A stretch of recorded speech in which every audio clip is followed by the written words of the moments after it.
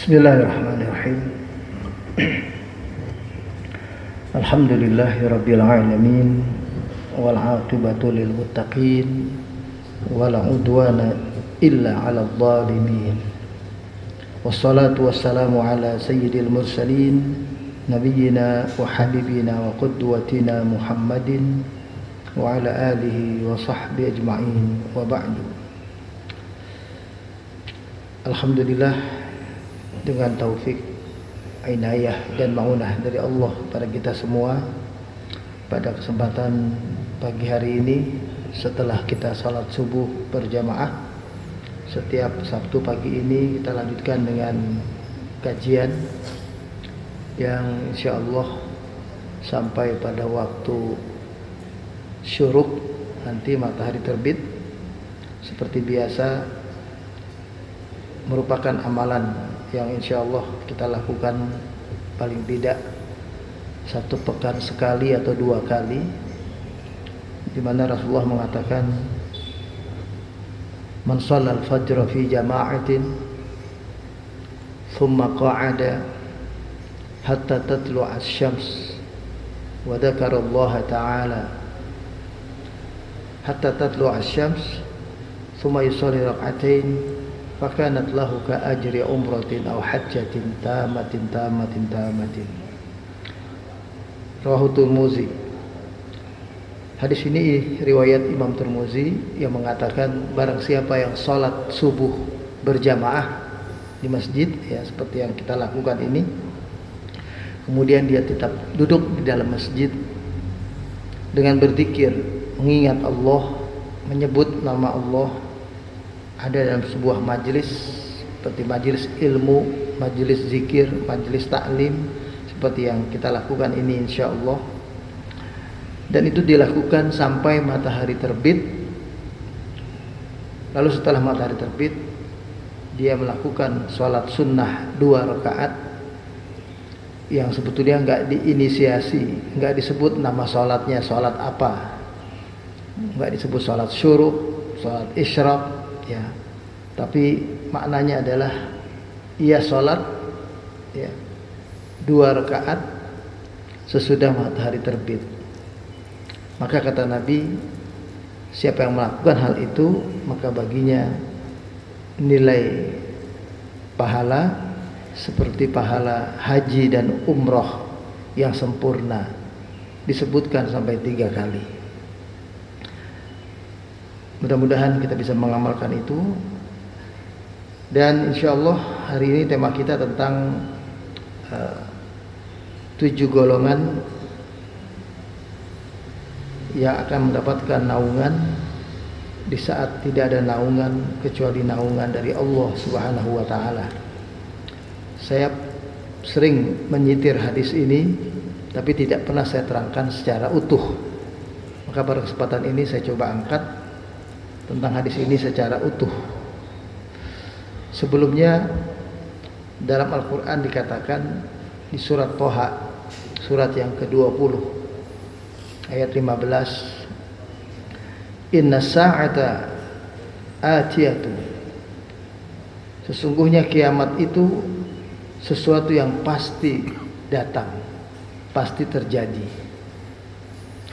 Akadu ukhfiha, hampir saja, kata Allah, aku menyembunyikan dari kalian semua tentang kejadian kiamat. Tidak diterangkan, tiba-tiba saja terjadi, tiba-tiba saja ia datang. Litujza kullu nafsin bima tas'a, yang membuat aku menerangkan di banyak ayat tentang kiamat, kata Allah. Malah ada surat-surat itu banyak tentang kiamat. Al-Qari'ah tentang kiamat, Al-Zalzalah tentang kiamat, yang kita baca di juz ke-30, surat-surat di juz 30 itu banyak tentang kiamat, ya. Tiada lain alasannya, kata Allah, aku terangkan ini semua litujza kullu nafsin bima tas'a, karena di hari kiamat itu setiap manusia setiap yang bernyawa ya, akan mendapatkan balasan dari apa yang mereka perbuat ketika hidup di dunia. Kullu nafs, semua yang bernyawa ya. Jadi termasuk hewan, binatang itu juga ada balasannya. Tapi balasannya karena mereka tidak punya akal, itu balasannya cuma misalnya seperti dalam sebuah hadis dikatakan seekor kambing yang tidak bertanduk, yang ketika di dunia sempat diseruduk oleh kambing yang bertanduk, nanti di hari kiamat diberi kesempatan membalas. Nah itu pengertian balasannya seperti itu. Jadi nanti kambing itu balas ya. Binatang-binatang yang diganasi oleh binatang yang lain, mereka membalas. Hanya itu. Nah kalau buat kita manusia tidak sekedar itu, tapi ada pertanggungjawaban. Menarik di ayat ini dikatakan inna sa'ata atiyatun akadu ukhfiha. Kiamat pasti terjadi, hampir saja aku menyembunyikannya dari kalian. Jadi Allah itu tadinya tidak ingin menerangkan kepada kita bagaimana kiamat itu, apa yang akan terjadi di hari kiamat, bagaimana suasana kiamat. Tapi karena Dia sayang dengan kita, Allah begitu pemurah, pengasih, penyayang kepada hamba-hambanya. Karena nanti di hari kiamat adalah hari pembalasan, maka diterangkan supaya kita ingat. Akan satu keadaan di hari kiamat yang disebutkan dalam hadis ya, yang cukup panjang. Hadis ini diriwayatkan oleh banyak riwayat, tapi sumbernya satu dari Abu Hurairah radhiyallahu anhu. Ini sanad yang terkenal dari Abu Hurairah. Ada beberapa riwayat dari sanad Aisyah. Yang dari jalan Abu Hurairah ini, hadis ini riwayatnya Imam Bukhari, Imam Muslim, terdapat dalam Muwatta Imam Malik, Imam Ahmad bin Hanbal, Imam At-Tirmidzi, Imam Nasa'i, Ibnu Huzaimah, kemudian At-Tahawi, Al-Baihaqi dalam sunannya meriwayatkan hadis ini. Ya, hadis ini cukup terkenal. Ya, dan kita juga mungkin sering mendengar bunyi hadis ini. Kita coba bahas. An Abi Hurairah radhiyallahu anhu, anin Nabi sallallahu alaihi wasallam. Dari Abu Hurairah, semoga Allah meridhoinya, dan dari Nabi sallallahu alaihi wasallam, qala, Nabi berkata, sab'atun yuzilluhumullahu fi zillihi yauma la zilla illa zilluh. Ada 7 golongan manusia yang nanti akan mendapatkan naungan, mendapatkan zil itu dalam bahasa Arab seperti kita sedang kena sinar matahari terik di siang hari panas.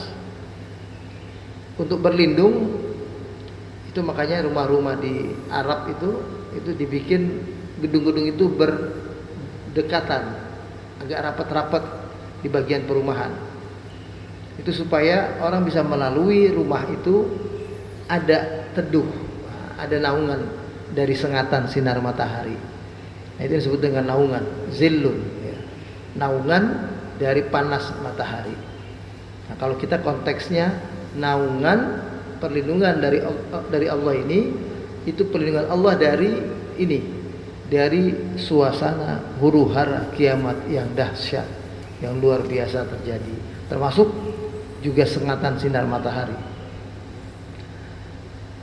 7 golongan itu kata Nabi ya, fi zillihi yauma la zilla illa zilluhu ya, yang akan mendapatkan naungan 7 golongan ini di saat tidak ada naungan kecuali naungan dari Allah Subhanahu wa taala. Jadi yang bisa melindungi dan menyelamatkan kita cuma ketentuan Allah saja.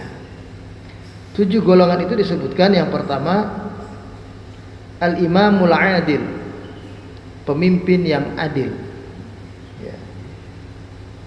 Seorang imam yang adil, yang menempatkan dirinya sebagai sosok yang dapat menyelamatkan dan mensejahterakan, ya, membuat sejahtera orang-orang yang dipimpinnya.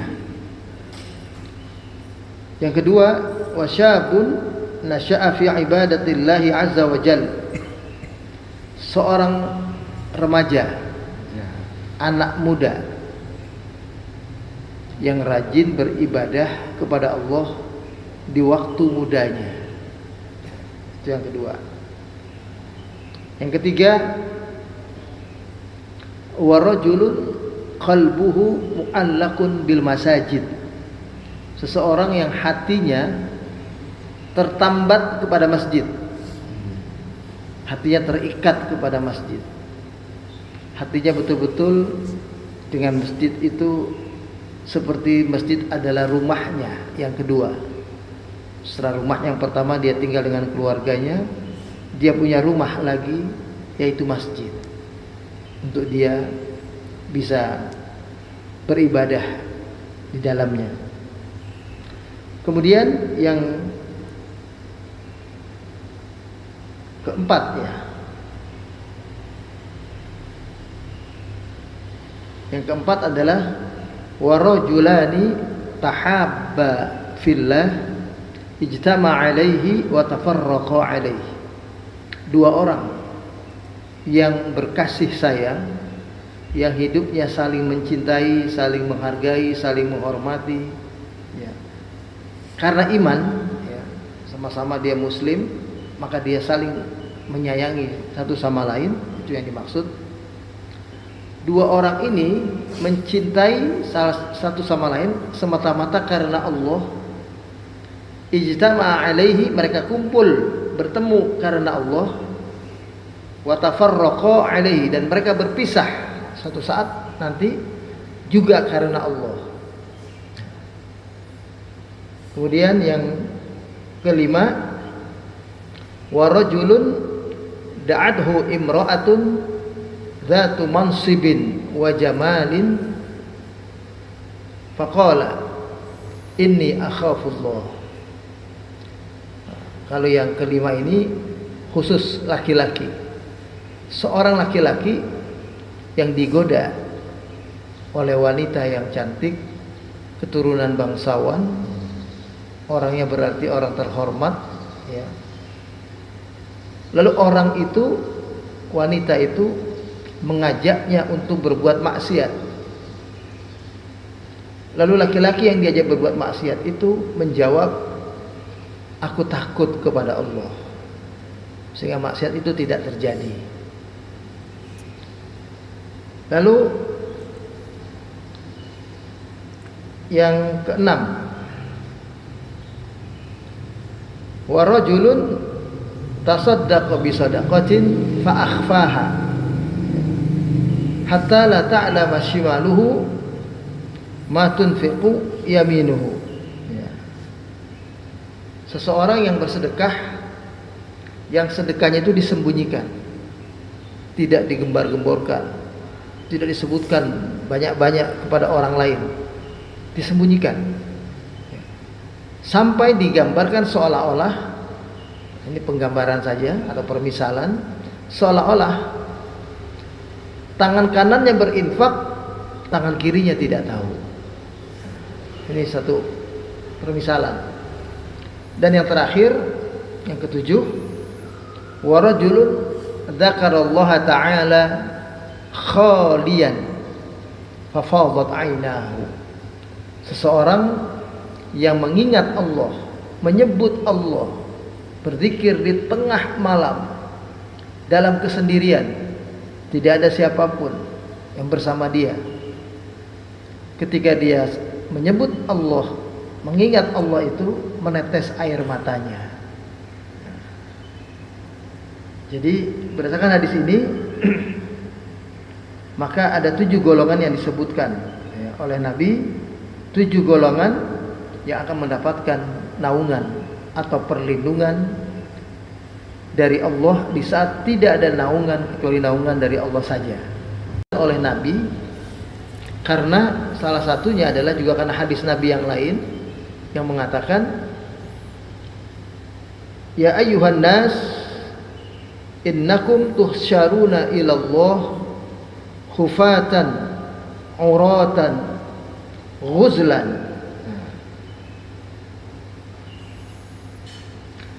Wahai manusia, kalian nanti akan dikumpulkan di hari kiamat itu dalam keadaan tidak beralas kaki. Jadi kalau lantainya, padang pasirnya, tanahnya panas, kita kepanasan.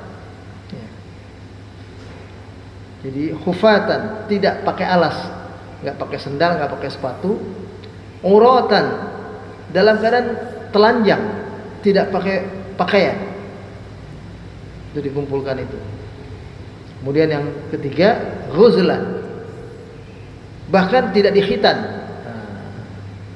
Di waktu itu semuanya masih asli ketika dia seperti bayi baru lahir penampilannya. Maka mereka dalam keadaan tidak beralas kaki, tidak berpakaian, dan tidak dikhitan. Karena Rasulullah mengatakan itu, maka berarti kejadian kiamat itu begitu dahsyat, ya, begitu luar biasa. Maka Rasulullah katakan 7 golongan ini. Dalam hadis yang lain itu dikatakan, tudna asy-syamsu yaumal qiyamah minal khalqi hatta takuna minhum kamiqdari milin. Mil. Jadi kata Nabi, nanti di akhirat itu antara kita yang dikumpulkan di hari kiamat itu dengan matahari, itu didekatkan matahari itu dengan kita sampai jaraknya 1 mil, kata Nabi. 1 mil itu 1 kilo kurang. Bisa dibayangkan matahari dengan kita dekatnya seperti itu. Panasnya luar biasa. Kita aja panas, matahari baru dekat sedikit saja dari posisinya, sehingga datang musim panas ada sampai 38, 36 derajat sudah kepanasan. Kalau kita yang pernah pergi haji, pergi umroh, pernah mungkin merasakan 48, 50, ya, setengah mendidih. Ya. Pernah juga itu kalau di bulan-bulan puncaknya panas, kira-kira bulan Juli, Agustus, September ini, puncak panasnya biasanya di Agustus atau awal September, bisa sampai 58, 60. Itu kalau wukuf haji di tanggal itu lumayan itu, ya, luar biasa. Nah, karena itu Rasulullah menyebutkan 7 golongan ini. Dan 7 golongan yang disebutkan adalah 7 golongan orang-orang istimewa, orang-orang yang jarang didapati. Makanya kita ngaji ini mudah-mudahan dari 7 golongan itu ada salah satunya yang kita berkesempatan untuk menjadi salah satunya. Sehingga kalau kita jadi salah satunya, berarti kita termasuk yang diselamatkan.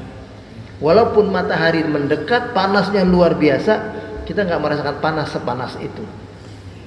Walaupun orang hiruk pikuk luar biasa, kesana kemari, jalan, berlari, menyelamatkan diri, seperti suasana kita dalam suasana ada gempa, ada banjir, ada air bah, kita pada lari ketakutan begitu. Nah, suasananya seperti itu, hiruk pikuk. Di saat itu kita tetap bersikap tenang. Nah, ini adalah 7 golongan ini. 7 golongan itu tadi, yang pertama adalah al-imamul adil, pemimpin yang adil. Ini kita tahu memang adalah sosok yang sangat jarang. Jadi kalau disebut pemimpin yang adil, maka konotasi kita, pengertiannya adalah pemimpin semacam presiden, raja, katakanlah sultan, mungkin pengertiannya ke arah sana. Itu benar, ya. Tapi sebetulnya yang dimaksud oleh Rasulullah lebih dari itu. termasuk pemimpin dalam kehidupan di rumah tangga kita para suami. Karena yang dimaksud dengan al-imamul adil di sini adalah pemimpin yang adil yang memiliki orang yang dipimpin. Dalam sebuah hadis Nabi mengatakan kullukum ra'in wa kullukum mas'ulun an ra'iyatihi. Setiap kalian adalah seorang penggembala yang menggembala ternak-ternak atau yang menjadi pemimpin bagi orang-orang yang dipimpinnya. Maka setiap kalian akan dimintai pertanggungjawaban atas apa yang dipimpinnya. Yang adil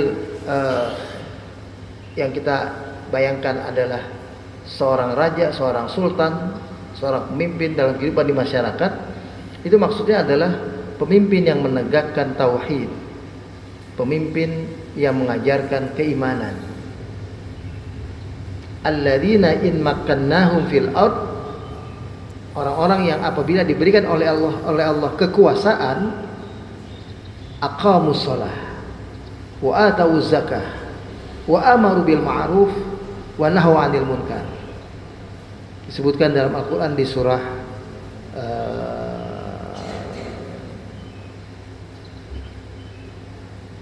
apa itu ya? Alladzina in makkannahum fil ard, kalau enggak salah di surat At-Taubah ya. At-Taubah ayat 40, 39 40.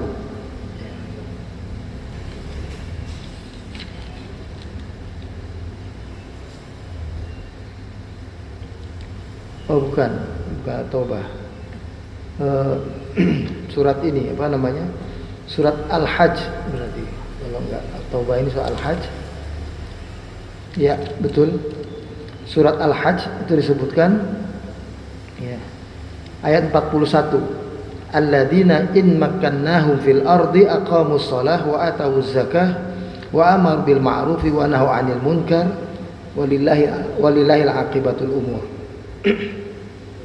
Orang-orang yang diberikan amanah kepemimpinan, menguasai satu area teritorial kekuasaan, ada rakyat yang dipimpinnya, maka orang itu adalah orang yang mengajarkan atau menegakkan di tengah-tengah rakyatnya salat dan zakat ya. Karena zakat ini adalah alat yang menjadi sumber ekonomi bagi masyarakat untuk saling berbagi. Yang Allah lebihkan rezekinya bisa berbagi kepada orang yang sedang dalam kebutuhan atau kesusahan. Sementara berikutnya disebutkan wa amaru bil ma'ruf wa nahaw 'anil munkar. Jadi bukan hanya ibadah individual, salat dan zakat itu, tapi juga adalah ibadah dalam arti yang luas, yaitu amar ma'ruf nahi munkar. Menegakkan syariat, itu yang dimaksud ya. Kalau dalam konteks kehidupan rumah tangga, pemimpin yang dimaksud itu adalah pemimpin yang tahu hak-hak istrinya, hak-hak anaknya, dan dia tidak akan pernah mengambil lebih dari hak pribadinya dan tidak pernah mengambil hak orang lain. Itu yang dimaksud. Karena laki-laki disebutkan dalam ayat Al-Quran ya, karena sebab kelebihan mereka ya, ar-rijalu qawwamuna 'alan nisa bima faddalallahu ba'dahum 'ala ba'din wa bima anfaqu. Karena sebab laki-laki punya kelebihan secara fisik, secara akal ya. Dia lebih bisa bertindak hati-hati, rasional ya. Dan karena sebab mereka memberikan nafkah, maka mereka menjadi pemimpin. Dalam konteks kepemimpinan yang bersifat kecil itu, rumah tangga itu, maka pemimpin yang dimaksud adalah pemimpin yang mengajak keluarganya kepada menghindarkan diri dari azab Allah. Qu anfusakum wa ahlikum naro. Jagalah diri kalian atau peliharalah diri kalian dari akan kena azab api neraka. Disebutkan dirimu dan diri keluargamu. qu anfusakum wa ahlikum. Itu begitu.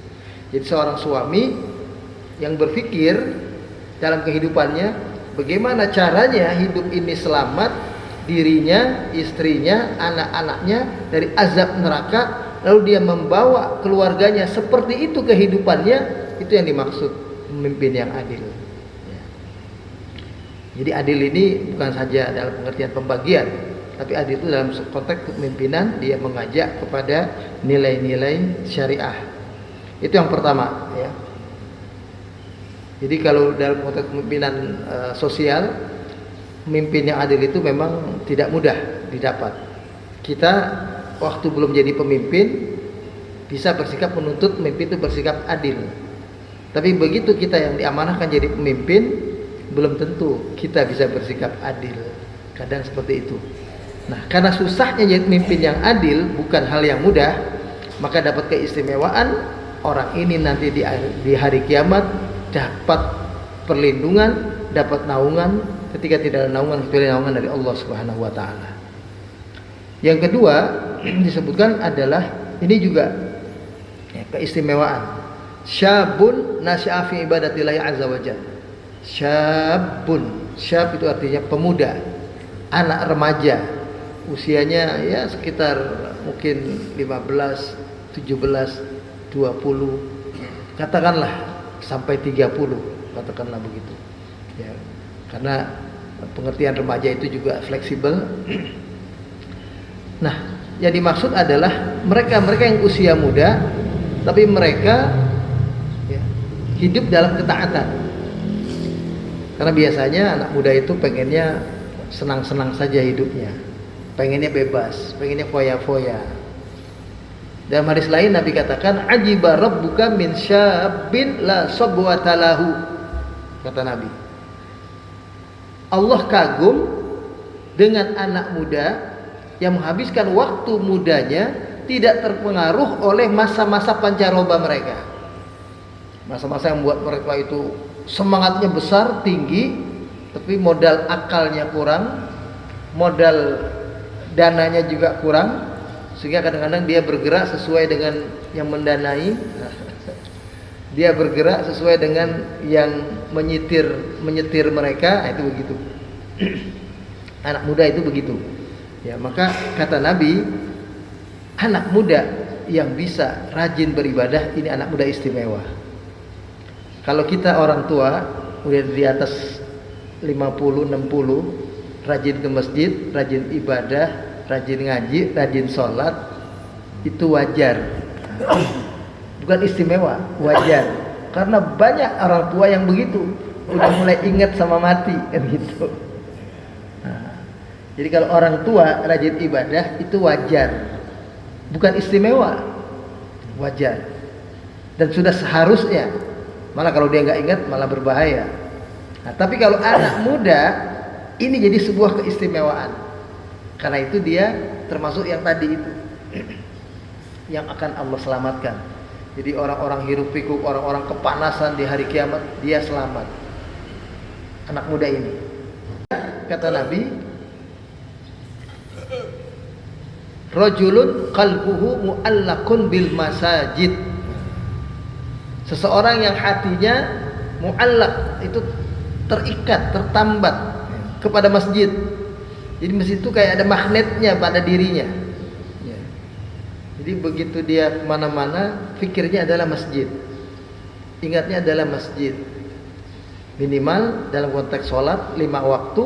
Ketika dia sedang di rumah, maka dia berusaha untuk sholat 5 waktu di masjid. Dan orang itu berpikir bagaimana memakmurkan masjid, bagaimana masjid supaya juga menjadi tempat yang bermanfaat bagi lingkungan, bukan sekedar tempat ibadah untuk ruku, sujud, sholat semata. Karena kalau semata-mata masjid itu fungsinya hanya untuk sholat, sujud, maka sesungguhnya seluruh punggung bumi ini adalah tempat yang layak untuk kita sholat, kecuali WC. Seluruh punggung bumi ini, di mall, di kantor, di rumah, di mana itu tempat untuk sholat, boleh. Yang nggak boleh cuma di toilet, di kloset yang kita sholat situ, itu nggak boleh. Jadi masjid bukan hanya sekedar tempat ibadah sholat, tapi tempat kegiatan umat. Makanya Nabi dulu yang beliau bangun pertama adalah masjid, bukan rumah beliau. Masjid yang pertama kali beliau bangun. Begitu hijrah dari Mekah tiba di Madinah, maka berpikir beliau adalah membangun masjid. Itulah Masjid Quba, masjid yang pertama kali dibangun. Sehingga Nabi untuk mengingat itu, setiap Sabtu beliau biasanya, kayak kita ini ngaji Sabtu, beliau setiap Sabtu pergi ke Masjid Quba. Beliau katakan, karena dulu orang-orang Madinah bilang begini, ya Rasulullah, penduduk Mekah itu enak, mereka bisa beribadah umroh karena tinggal dekat dengan Ka'bah. Mau umroh tinggal keluar kota Mekah, misalnya ke Tanim, ke Ji'rana, ke Hudaybiyah, ke batas kota Jeddah misalnya itu. Nah, mereka keluar berihram terus bisa umroh. Sedangkan kami penduduk Madinah kalau mau umroh mesti jalan dulu 470 kilo. Dulu nggak kayak sekarang dengan mudah. Dulu kan pakainya onta, pakainya kuda, jalan kaki. Nah, itu luar biasa. Maka penduduk Madinah itu bilang, ya seperti itu, bagaimana kami supaya bisa seperti yang dialami oleh saudara-saudara kami di Mekah. Maka Nabi katakan, man tawaddo'a fi baitihi thumma ata Masjid Quba wa yusalli rak'atain fakanat lahu ka ajri umratin. Barang siapa yang wudu dari rumahnya, ya kalau kita jemaah haji wudu dari hotel, itu katakanlah, lalu sengaja datang mengunjungi Masjid Quba, lalu di sana dia sholat sunnah 2 rakaat, maka baginya pahala yang senilai dengan pahala umroh. Nah, itu begitu. Jadi orang-orang Madinah juga bisa dapat pahala umroh dengan cara setiap waktu sengaja ke Masjid Quba dalam keadaan sudah berwudu. Nah, itu dapat pahala yang pahala umroh itu kalau mereka melakukan amalan seperti itu. Maaf.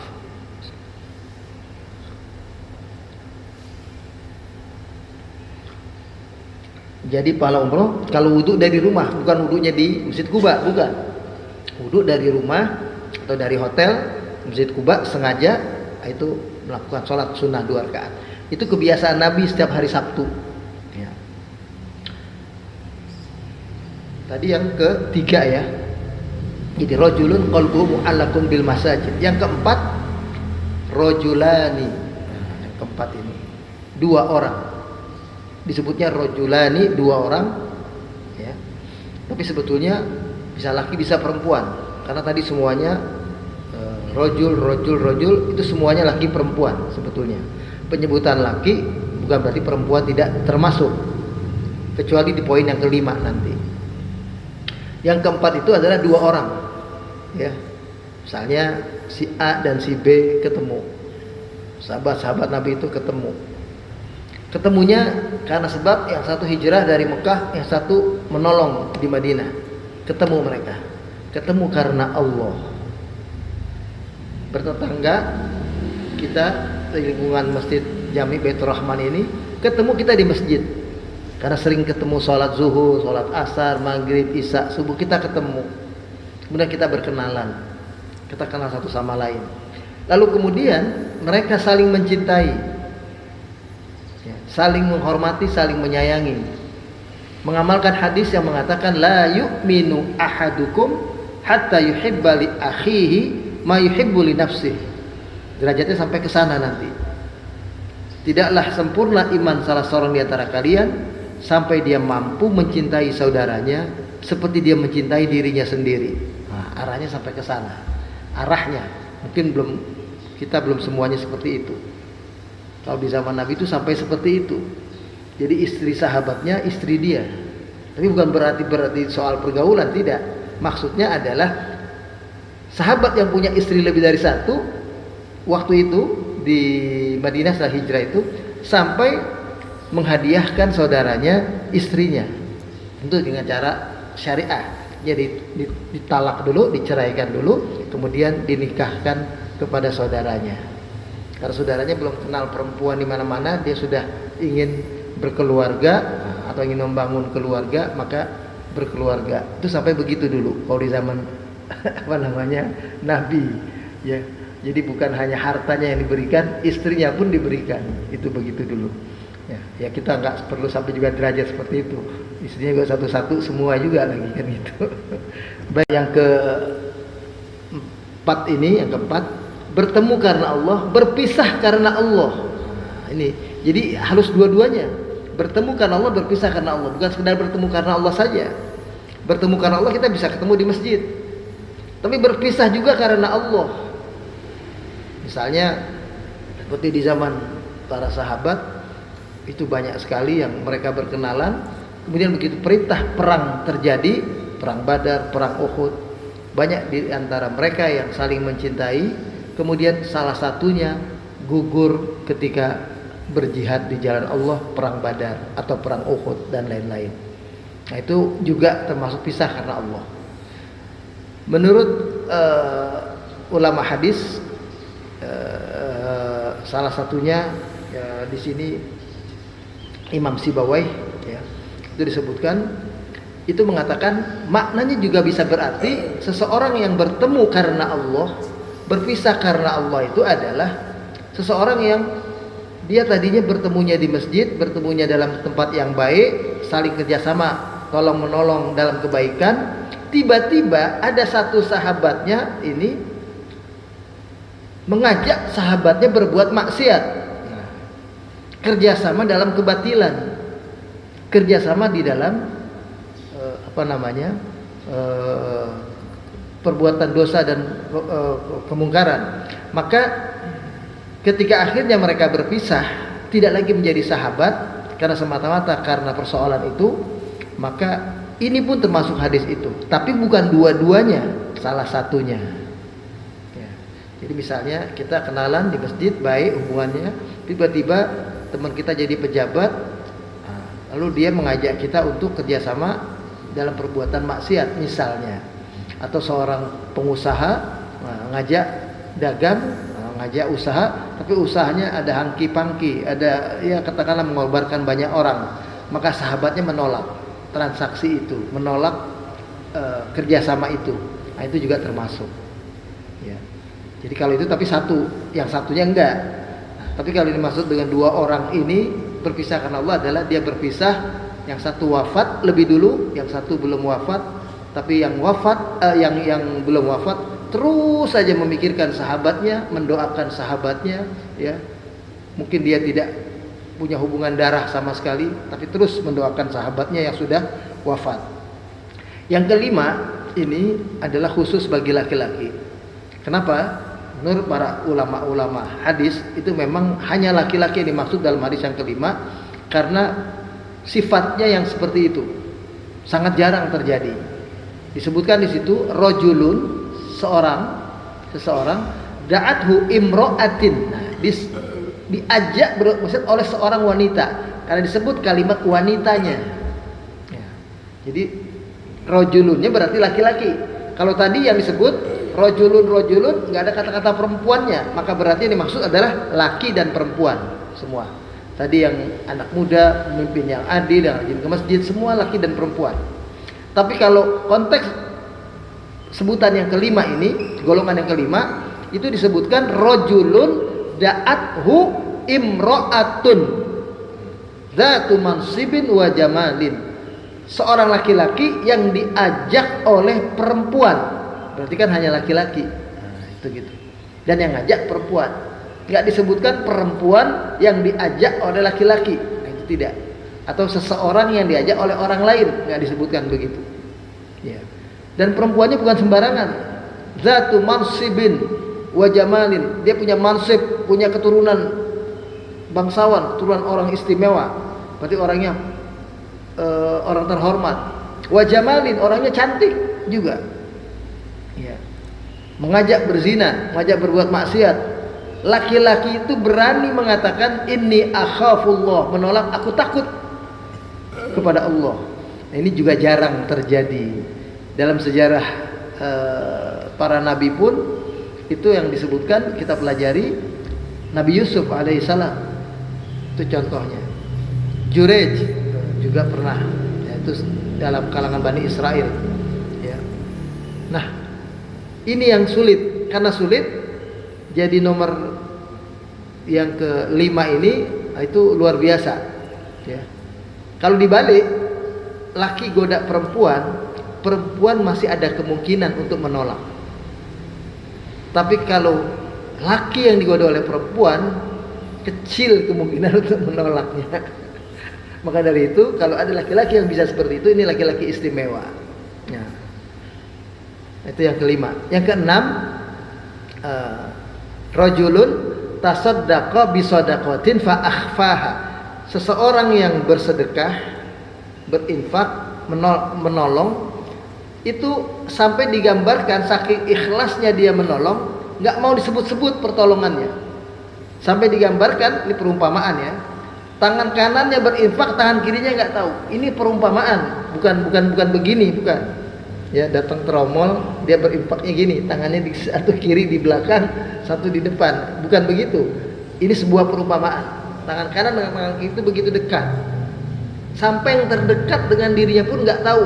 Katakanlah dia punya istri, istrinya nggak tahu dia berinfak. Atau katakanlah dirinya sendiri pun lupa dia telah berinfak. Kemana ya duit tadi? 20.000, 10.000, 50.000. Dia nggak ingat. Ya sudah, karena dia infakkan padahal. Entah ditaruh di masjid, entah dikasih anak yatim, entah dikasih orang miskin, entah dikasih orang yang membutuhkan, dan lain-lain. Dia lupa. Nggak kayak kita kan banyak kalau berinfak diingat-ingat terus, malah minta orang lain nyebutin kan gitu. Tolong sebutin, nah, tolong diingat-ingat, sehingga pengennya semua orang tahu, semua orang mendengar kita berinfak. Nah, orang yang istimewa ini adalah seperti itu. Dia berinfak tidak ingin orang lain tahu, disembunyikan. Jadi bukan berarti berinfak untuk disebutkan, untuk orang lain tahu, itu tidak boleh. Jangan salah paham. Bukan berarti tidak boleh. Boleh saja kita berinfak, bangun masjid, minta disebutin namanya. Ya, oleh protokol, oleh siapa disebutin namanya berinfak. Boleh saja. Tapi kalau yang seperti itu terjadi, orang itu tidak termasuk hadis ini. Gitu. Orang itu udah nggak termasuk hadis ini. Kalau termasuk hadis ini, dia berinfak sama sekali tidak ingin disebut.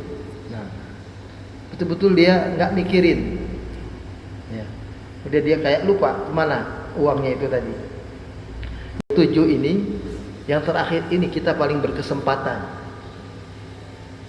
Yang ketujuh kata Nabi, rajulun dzakarallaha ta'ala khalian fafadat 'ainahu.